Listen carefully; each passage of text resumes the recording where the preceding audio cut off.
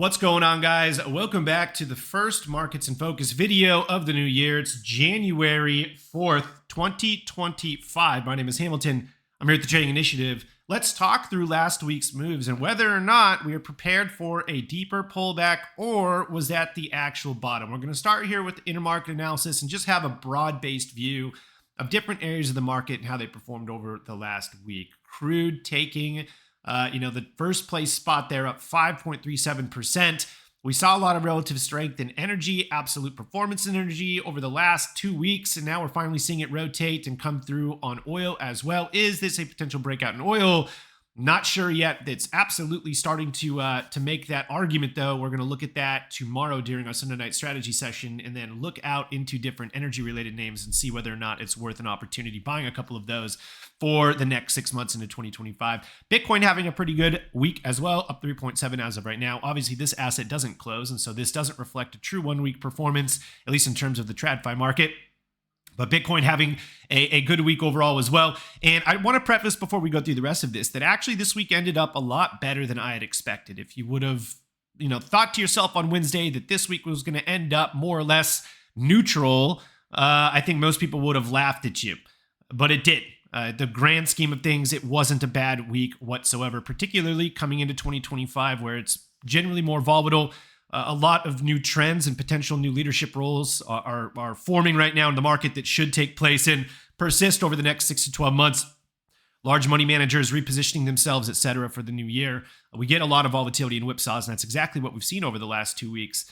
And so to have the markets close somewhat neutral, at least overall, pretty goddamn good in my opinion there. The Invesco DB commodity ETF, up 1.9%. The Russell 2K actually outperforming all the other major indexes, up 0.92 on the week. Yes, small caps led, mid caps led. Something to keep in mind there, that seasonality that has not come through. The Russell 2K and mid caps got clapped the worst post December 18th drawdown, kind of that 2 to 3 week period where everything was getting sold off. The Russell 2K and mid caps got absolutely slapped, but now they're the first to recover. So did they lead down and now they're going to lead up? Something to consider there. Bonds, for the first time in a long time, had a positive week. And then, like I said, more or less neutral. If I would have told you that the S&P 500 and the Qs were only going to close down 0.5 and 0.7 on the week last Wednesday, you would have been, like I said, laughing at me. And yet here we are, a very minor drawdown in the grand scheme of things. And if you actually look at that on a line chart, it does not look like anything whatsoever that you should be worried about. So something to consider here. I know everyone's already starting to make up their minds that this market has to absolutely die, that we've topped in this bull market cycle. We've talked about this every single day inside of TTI. I'm trying to keep expectations within reason here. There's always a chance that we did top, but the weight of the evidence is continuing to tell us that this is nothing more than a potential pullback in a broad-based uptrend. Now it's just when do we want to start executing new orders? We've started to put in a couple feeler orders, but we haven't absolutely given the green light yet to go in with max size or whatever.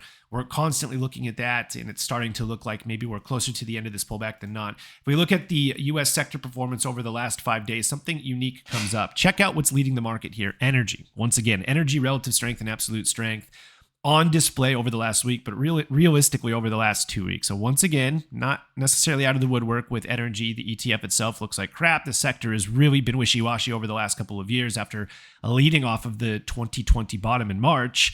But as always, when energy starts to go, it does not give very many opportunities for a pullback. So we'll see on during tomorrow's Sunday night strat session if it's worth something pursuing early here. And then utilities, right? Utilities up 1.02% on the week, leading off of this drawdown that the market has given us over the last couple of weeks.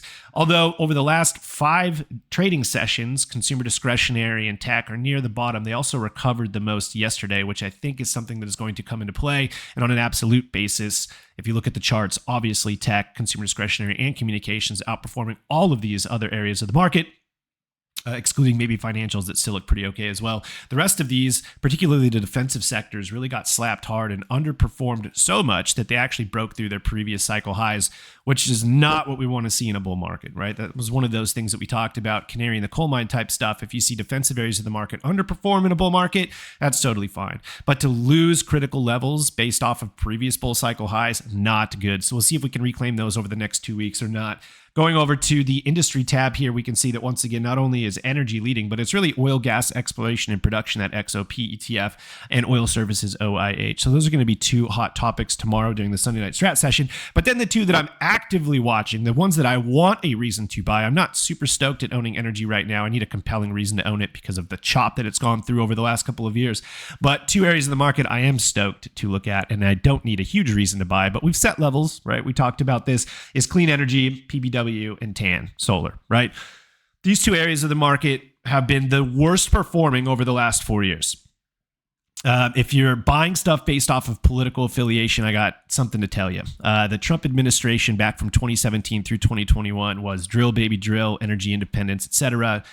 Green energy was on the back burner. And if you actually go and look at the performance of the energy sector from 2017 to 2021 was not great. As a matter of fact, one of the worst. If you go and look at the green energy areas of the market from 2017 to 2021, clean energy and solar outperformed everything.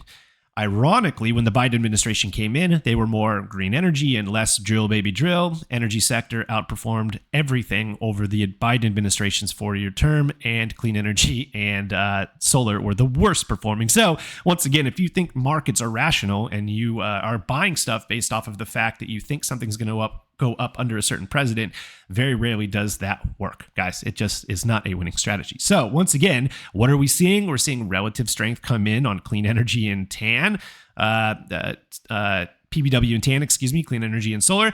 And we're starting to match that up with some absolute performances. We're starting to break some levels to the upside. And therefore, I think there's going to be an opportunity to own some higher beta clean energy and solar stocks very, very soon. Something we're going to talk about once again tomorrow during our Sunday night strategy session. But most things yesterday recovered, right? I think there was some confidence coming into the end of Friday's session. We're not out of the woodwork yet. We have levels that we're going to be watching on an absolute basis that we need to break to the upside before we really open the floodgates for new longs, but it was compelling to see. So let's actually flip over, and I want to show you something really quick. If we look at some market internals, just utilizing something as simple as FinViz here, we can go ahead and see that the advanced decline ratio here was very much in favor of bulls. Now, this is very different than the environment that we've been in over the last 3 weeks. We've seen an overwhelming amount of destruction across market breadth, most things under the 50-day moving average in the S&P 500, etc. And this advancing decline ratio was habitually deep red. Over the last 2 trading sessions, we've seen it start to equalize, and then on Friday, we saw it actually skew back towards bulls. Now, a one-day turnaround is not a new beginning of a trend, but it has to start somewhere. So it's nice to see that once again, a majority of stocks in the market were advancing. We see the new highs versus new lows. This is another area that when we're in good times, we very rarely see this ratio close at all. When we're in good times, we see this ratio overwhelmingly green with bunch of new highs, very few new lows. And then when the market started to pull back in December, we saw this ratio flip very, very quickly.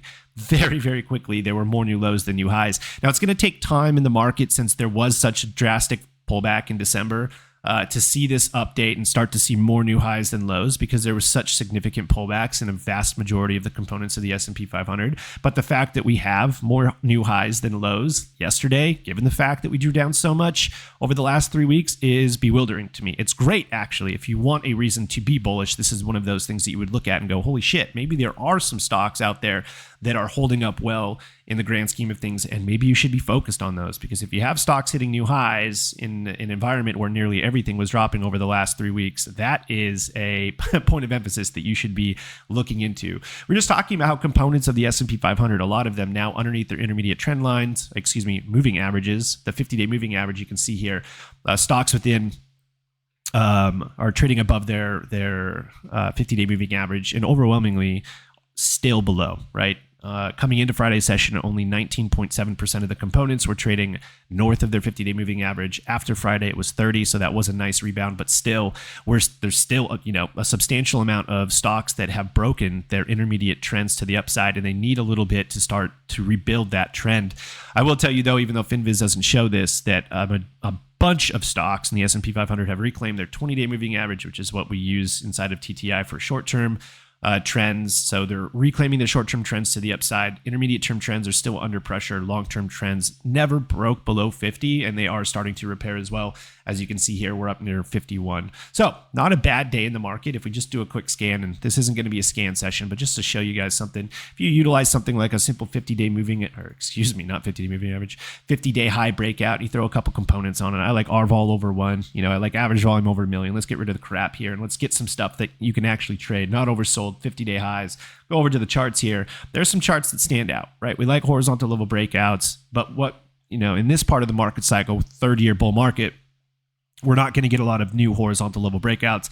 We're going to get continuation fractal breakouts. The strongest stocks have already been running for anywhere between 12 to 24 months. So how can you get long these stocks that are already in uptrends that might have pulled back? So just a quick look through. Obviously, if you're inside of TTI, you can see the names that we've initiated on recently here. But Bros is one of those names that I really like for a continuation play. That hit a 50-day high yesterday. There's a reason why we wanted to own it. KD is a name that we've traded multiple times. That's a continuation play there off the horizontal channel breakout. But the bigger thing here is even if you're not taking any of these trades with us, is that this list had like 3 names on it for 3 weeks straight. There was nothing hitting 50-day highs. And even if they were, there was no volume behind them whatsoever. Now, all of a sudden, you're starting to see 30, 40, 50 show up at a time, and that should be an indicator to you personally that maybe the market is starting to flip a little bit here, and it's not as bearish as everybody wants you to believe. If we flip over to TradingView really quick, just a couple things here I want to point out. Bigger level stuff. If we bring this into a candlestick chart here, and we look at, there's a gap fill down towards 576, I believe. That's the election day gap. Everybody likes to pair it and say gaps have to get filled. I'm the first to tell you it absolutely doesn't. There's no written rule that gaps have to get filled. People say that because it's easy to fucking point out when price moves through gaps. Like, oh, of course it has to fill. There is nothing that says gaps have to fill. But when price gets down into those areas, they do tend to fill because of self-fulfilling prophecy. Technical traders tend to fill those gaps. There's also potential orders still sitting on the books, and markets love to find liquidity. So if there's still liquidity sitting down there with limit orders, etc., they can get filled in there. Something to consider, though, SPY down to 576 would be a totally normal pullback within a broader uptrend. Inside of TTI, you guys know this, but we're looking for a potential retest of 560 or the 200-day moving average before we really get bearish. I know everybody wants to short the absolute top, but how many times over the last 2 years have people pretended that a top's in, started to short, and then lost their fucking ass because the market wasn't at a top? I'd prefer to play a little more cautious. We're still in a bull market. We're still in a primary uptrend here. I actually want to start opening up more longs if we do start getting up and over the 600 area again. I think it's pretty simple here. Above 600 is more bullish than bearish. Path of least resistance is higher. The S&P 500, a valiant effort on Friday. Potentially we're there later this week, or excuse me, later next week, probably closer to the end of the week if the market does want to continue to rally. But I have no idea what's going to happen here. We're playing it cautiously. We've opened up some feeler positions for that reason. But I'm not in the bear mode yet. I don't think this market's coming down yet. One thing I do want to point out that I should have pointed out there on the last chart is there is a hidden bullish divergence here. The momentum is beginning to slow into the new lows, even though price is coming down in the S&P 500. Tends to show that sellers are getting exhausted into the new lows, which is great. If you're looking for reasons to be bullish, that is one of those things that you could potentially use as supporting evidence. The Qs as well. Obviously, I think the Qs here are going to lead to the upside. I don't think it's going to be the S&P 500, although there is an argument to be made that energy and utilities leading potentially could be telling you that value might have a more critical role in the market in 2025. In 2024, value was, for the most part, a losing trade. Not necessarily that you lost money, but from an opportunity cost standpoint, the Qs were just absolutely the place to be. Anything that was higher beta, particularly second half of the year, tech, consumer discretionary, communications, if you weren't in those areas of the market, you underperformed massively. Is 2025 going to give us a different playbook? I think 100% yes. I'm not entirely sure how that's going to play out, but early on in January, we're getting some clues. Solar, clean energy, those are areas of the market that have not performed well realistically since 2020.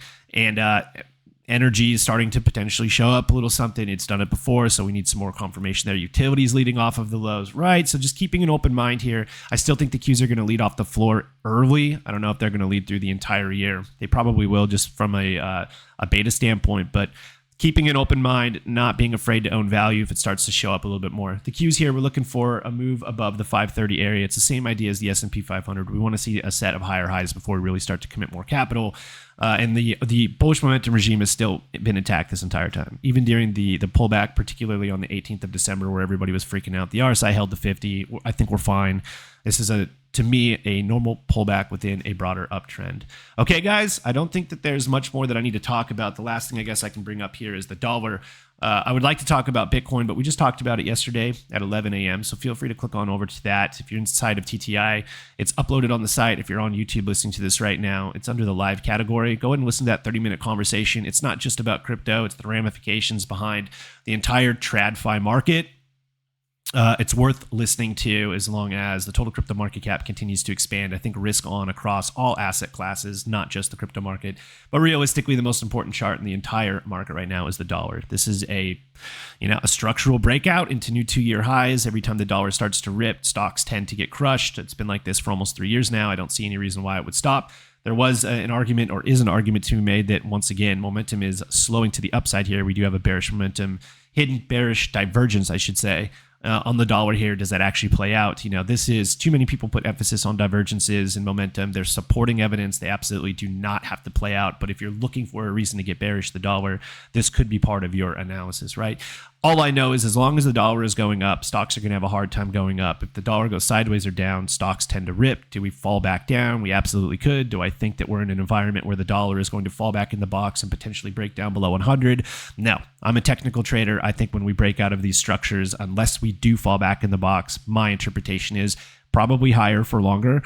And how does the market respond to that? I don't think it's going to be a new bear market like we saw in 2022. I think stocks are still going to do well, but maybe they're going to be different types of stocks, and maybe the types of opportunities you take, particularly as an options trader, are going to have to change a little bit here with 2025, which is why we prepare as much as we do inside of TTI. So if you like this type of content, I would love it if you left a comment, liked it, let me know what you think. Do you agree with me? Do you not agree with me? I don't really care either way, but I do like the conversation. It opens my mind up, particularly to new ideas. So that's all I got for you. Hope you guys enjoy the rest of your weekend. I'll talk to you guys inside of TTI tomorrow night at 7 p.m. Eastern Standard Time for our Sunday night strat session. And for those of you not inside of TTI, join it. Why not? What do you got to lose? We just had the best year we've ever had last year. See you guys later.